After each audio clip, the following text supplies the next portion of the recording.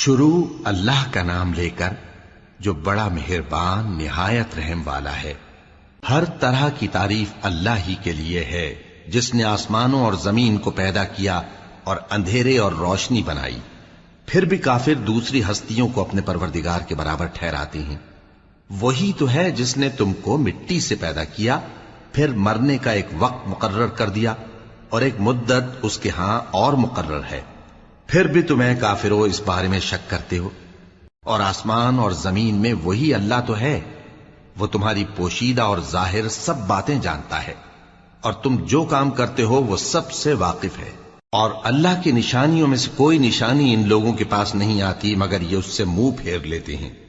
جب ان کے پاس حق آیا تو اس کو بھی انہوں نے جھٹلا دیا، سو ان کو ان چیزوں کا جن سے یہ ہنسی کرتے ہیں ان قریب انجام معلوم ہو جائے گا۔ کیا انہوں نے نہیں دیکھا کہ ہم نے ان سے پہلے کتنی امتوں کو ہلاک کر دیا جن کے پاؤں ملک میں ایسے جما دیے تھے کہ تمہارے پاؤں بھی ایسے نہیں جمائے، اور ان پر آسمان سے لگاتار مے برسایا اور نہریں بنا دیں جو ان کے مکانوں کے نیچے بہ رہی تھیں، پھر ان کو ان کے گناہوں کے سبب ہلاک کر دیا، اور ان کے بعد اور امتیں پیدا کر دیں۔ اور اے پیغمبر، اگر ہم تم پر کاغذ میں لکھی ہوئی کوئی تحریر نازل کرتے اور یہ اسے اپنے ہاتھوں سے ٹٹول بھی لیتے تو جو کافر ہیں وہ یہی کہہ دیتے کہ یہ تو صاف صاف جادو ہے، اور کہتے ہیں کہ ان پیغمبر پر فرشتہ کیوں نازل نہ ہوا جو ان کی تصدیق کرتا، اور اگر ہم فرشتہ نازل کرتے تو کام ہی فیصل ہو جاتا، پھر انہیں مہلت بھی نہ دی جاتی۔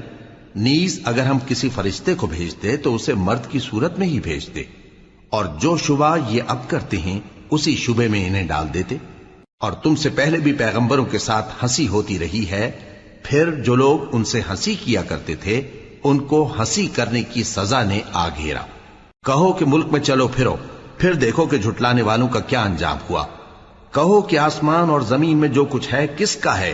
کہہ دو اللہ کا۔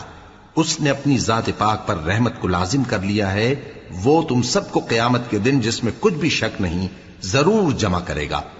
جن لوگوں نے اپنے آپ کو نقصان میں ڈال رکھا ہے وہ ایمان نہیں لاتے، اور جو مخلوق رات اور دن میں بستی ہے سب اسی کی ہے، اور وہ سنتا ہے جانتا ہے۔